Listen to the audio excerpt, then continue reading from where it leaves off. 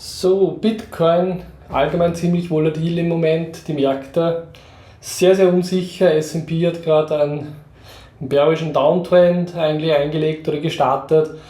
Wo führt das Ganze hin in der näheren Zukunft, in der längeren Zukunft? Wir werden uns da heute wieder ein paar Charts dazu anschauen.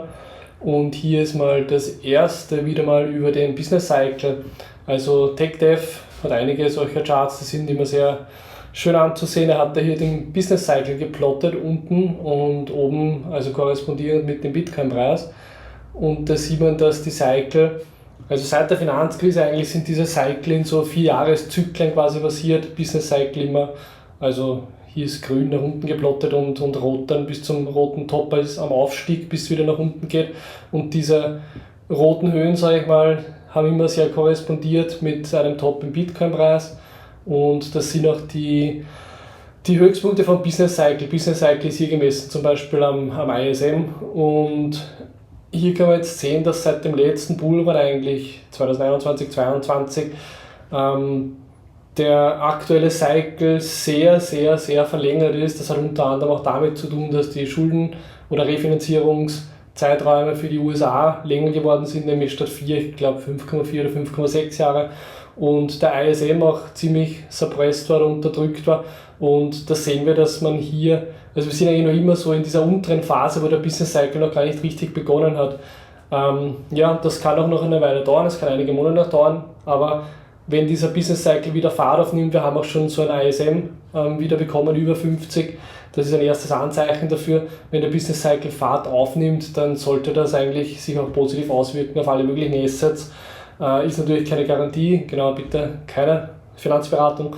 Man weiß nie, was kurzfristig passiert, vor allem auch mit geopolitischen Angelegenheiten wie Krieg im Iran und so weiter. Aber rein wirtschaftszyklusmäßig sind wir eher noch nicht an einem Top, also eher gerade an einem Punkt, wo der Wirtschaftszyklus Fahrt aufnimmt, und das sollte eigentlich für die mittlere Zukunft, sagen wir mal so, sehr bullisch sein. Auch wenn Krypto kurzfristig jetzt sehr volatil ist und auch am Crashen teilweise, genauso wie Aktien, also das trifft jetzt nicht nur Krypto, sondern alles Mögliche. Aber so viel zum Outlook. Was Aktuelleres, James hat hier gepostet, der Amount of Whales holding 1000 bis 10.000 BTC has gone parabolic, also Wallets, die 1000 bis 10.000 Bitcoin halten, sind stark angestiegen. Ich würde jetzt nicht nur bullish sehen, man sieht schon in der Vergangenheit immer, wenn so ein Ausschlag nach oben war und diese Whale-Wallets quasi gestiegen sind, war das meistens in einer Phase, wo dann der Preis auch nach oben ging. Ich würde das aber auch so deuten, dass natürlich, weil der Exchange-Wallets auch drin sind, kleinere Exchanges zumindest, das heißt auch oft, wenn die Exchange-Wallets steigen, dass natürlich Leute ihre Bitcoin, die sie auf Cold Wallets gehalten haben, wieder zu den Exchanges schicken, damit sie es dort verkaufen können. Aber man sieht ja oben, Mega Whales und Exchanges ist eigentlich über 10.000 Bitcoin, die sind ja nicht enthalten, also das betrifft dann eher kleinere Exchanges. Aber ich würde sagen gemischt, genau. MoonX, das ist ein sehr interessantes Chart, das ist auch immer sehr korrespondierend oder korrelierend mit Wirtschaftszyklus, Business Cycle. Man sieht hier geplottet Gold, Silber, Copper und Bitcoin, also Gold, Silber, Kupfer und Bitcoin. Und was man da sieht in der Vergangenheit, meistens ist es so, dass Gold zuerst einen Run hat, Silber dann relativ gleichzeitig, ein bisschen versetzt dann einen starken Run. Kupfer ist etwas, das eher so, man kann das ähnlich sehen, wie wenn man es mit Krypto vergleicht. Gold ist eher Bitcoin, Silber so Altcoins, größere Altcoins, Kupfer kleinere Altcoins. Und in Krypto ist es auch meistens so, Bitcoin läuft zuerst, dann größere Altcoins und dann kleinere Altcoins, also immer, je höher das Risiko wird, umso später nehmen diese Coins dann Fahrt auf. Und ähnlich ist es eben mit diesen Rohstoffen. Gold ist immer eigentlich das erste, das anzieht, dann kommt Silber und dann kommt Kupfer, ein bisschen fast zeitversetzt mit einem größeren Run, und Bitcoin kommt dann meistens auch nach Kupfer. Und aktuell ist es so, dass Gold, das haben wir wahrscheinlich alle mitbekommen, eine ziemlich große Run-Phase hatte, Silber dann aber auch ziemlich Fahrt aufgenommen hat und sich stark an Wert gewonnen hat. Kupfer jetzt eben gerade dabei ist, hier noch zuzulegen.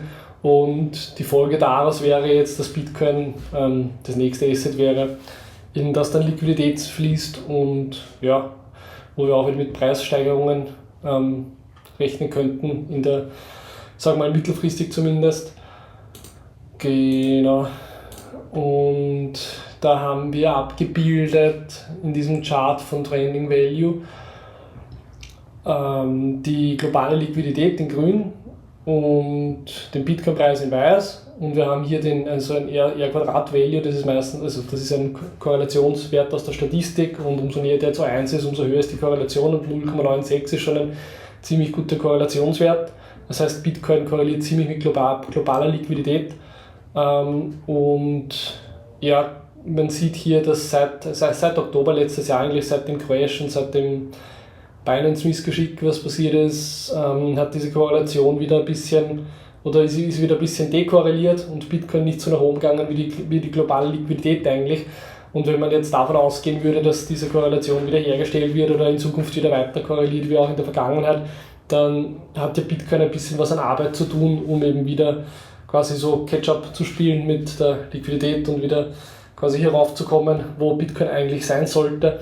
Und der Poster schreibt, der Bitcoin Fair Value ist bei 165.000. Das ist eben die Linie, die, wenn man nach der globalen Liquidität gehen würde und nach der Korrelation in der Vergangenheit, wo Bitcoin jetzt eigentlich sein sollte. Genau.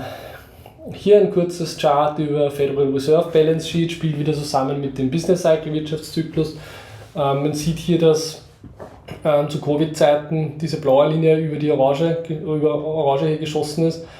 Die Liquidität natürlich stark zugenommen hat. Man hat mit diesen ganzen Lockdowns natürlich finanziell unterstützen müssen, und ja, also wurde sehr viel Liquidität in die Märkte gepumpt. Das wurde jetzt in den letzten Jahren etwas abgebaut, aber man sieht hier, dass dieses Bottom quasi hier wieder, oder es hat sich ein Bottom gebildet, von dem jetzt wieder auszugehen ist, dass diese Liquidität eben wieder ansteigt, und ja, mit ansteigender Liquidität steigen im Prinzip auch alle Assetpreise oder die meisten Assetpreise, sagen wir mal so, weil einfach mehr Geld im Markt ist. Ist auch mittel- bis langfristig bullisch zu sehen, genau, kurzfristig wissen wir nicht, was passiert. Dann, das ist sehr spannend, ein Chart von Killer XPT, das ist ein Rechenmodell, das Market Maker nutzen. Das Spannende an dem Chart ist, dass es schon im Mai, also 13. Mai 2025 gepostet worden ist, also fast vor einem Jahr. Und ja, er hat damals schon quasi vorhergesagt, dass es einen Top geben wird, das ähnlich ausschaut wie das, was wirklich passiert ist, dass Bitcoin dann runterbrechen wird in dieser 90.000 bis 100.000 Range, bisschen konsolidieren wird, wieder runterbrechen wird und in dieser Range, in der eben jetzt Bitcoin gerade konsolidiert, sich bewegen wird. Und ja, also das war ein sehr, sehr, sehr gute Vorhersage, eigentlich sehr treffendes Chart, und hat eigentlich wirklich diese Bewegung da vorhergesagt. Einzige Blöde daran oder Tragische daran ist, dass die Vorhersage hier wäre, dass Bitcoin eben nach dieser Konsolidierungsphase in der Region, wo wir jetzt sind, weiter nach unten brechen würde, irgendwo in die 50.000er US-Dollar-Regionen. Und ja, also kann natürlich passieren, wir wissen nicht, was wirklich passiert, aber es ist auf jeden Fall eine Möglichkeit, hier achtsam zu sein und den Markt weiter zu beobachten. Das ist ein bisschen bullischer, ist einfach nur ein Wochenpreis von Bitcoin mit einem Moving Average in dieser blauen Linie hier unten, und man sieht, dass in den Bear Markets eigentlich der Preis immer diese Linie berührt hat oder ein bisschen darunter war, und aktuell sind wir eigentlich knapp an dieser Linie dran. Also bearisch daran wäre jetzt, dass wir nicht ganz dran sind und auch hier beim letzten Bear Market eigentlich unter dieser Linie gebrochen sind. Das könnte heißen, wir könnten jetzt auch unterbrechen. Bullish dran ist, dass man, wenn man sich anschaut, wo das Top war und wo die Linie ist, dass wir jetzt wahrscheinlich eher an einem Bottom sind als an einem Top. Aber ja, wenn man sich die Vergangenheit so anschaut, ich könnte mir sicher vorstellen, dass Bitcoin-Preis nochmal runterbricht bis 50.000 oder sogar in die 40er US-Dollar. Und dann wieder nach oben geht, hängt auch stark damit zusammen, was geopolitisch passiert. Aber ich denke auch, dass sich Bitcoin irgendwo in dieser Region hier wahrscheinlich fangen wird und dann wieder den Aufwärtstrend aufnehmen wird. Genau. Was meint ihr? Wie geht es weiter? Glaubt ihr, geht es noch weiter runter oder geht es nach oben? Das würde mich auch sehr interessieren. Und ja, hier ein Altcoin-Chart.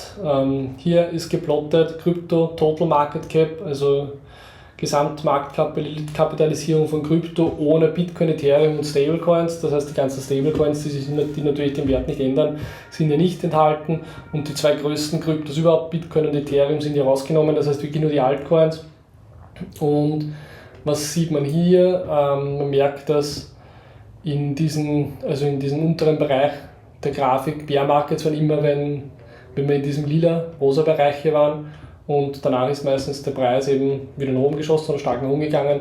Und wir sind auch jetzt wieder in so einem lila-rosa Bereich hier angelangt. Ja, würde bedeuten, also man sieht, dass diese Phasen noch ausgedehnter sein könnten. Es kann auch sein, dass sich diese Phase hier noch Monate zieht, aber auch das spricht eher dafür, dass wir an einem niedrigen Punkt sind als an einem Höchstpunkt. Genau. Und noch ein letztes Chart zu Bitcoin. Interessantes Gift da auf der Seite. Bitcoin Sharpe Ratio. Sharpe Ratio ist ein Ratio aus Portfoliotheorie, Asset Management Theorie und eigentlich ein Risikomaß, quasi das gegenüberstellt das Risiko, also misst eigentlich die Volatilität oder mögliche Volatilität gegenübergestellt zu einem Preis. Standardabweichung und so läuft damit rein und sagt zumindest aus, dass an dem jetzigen Punkt, wo Sharpe Ratio sehr niedrig ist, also wenn man sich anschaut, in der Vergangenheit hat das meist korrespondiert mit Bear Markets oder niedrigen Punkten im Bitcoin-Preis und auch jetzt ist Sharpe Ratio eben wieder ziemlich weit unten. Das bedeutet, dass eigentlich misst dass das Downside Risk viel niedriger ist als jetzt das Upside Risk. Also das Risiko noch weiter nach unten zu gehen, zumindest nach dieser Sharpe Ratio, ist niedriger als das Risiko nach oben zu gehen. Also Risiko geht immer beide Seiten, auch nach oben natürlich gibt es Risiko oder nimmt man auch Risiko und die Sharpe Ratio misst, dass das Risiko hier jetzt nach unten zu gehen ist geringer als das nach oben zu gehen. Also rein statistisches Maß, heißt nicht, dass das wirklich passieren wird, aber statistisch gesehen ist es wahrscheinlicher, dass wir näher an einem Bottom sind als an einem Top, auch nach diesem Ratio. Genau, und das war's schon wieder für heute. Ich hoffe, es waren ein paar nützliche Informationen für euch dabei. Lasst mich gerne wissen in den Kommentaren, wie ihr die Märkte seht, was macht ihr, also haltet ihr Geld, Krypto, investiert ihr nicht, Aktien verkaufen, kaufen. Lasst mich gerne wissen und bis zum nächsten Mal. Danke. Ciao.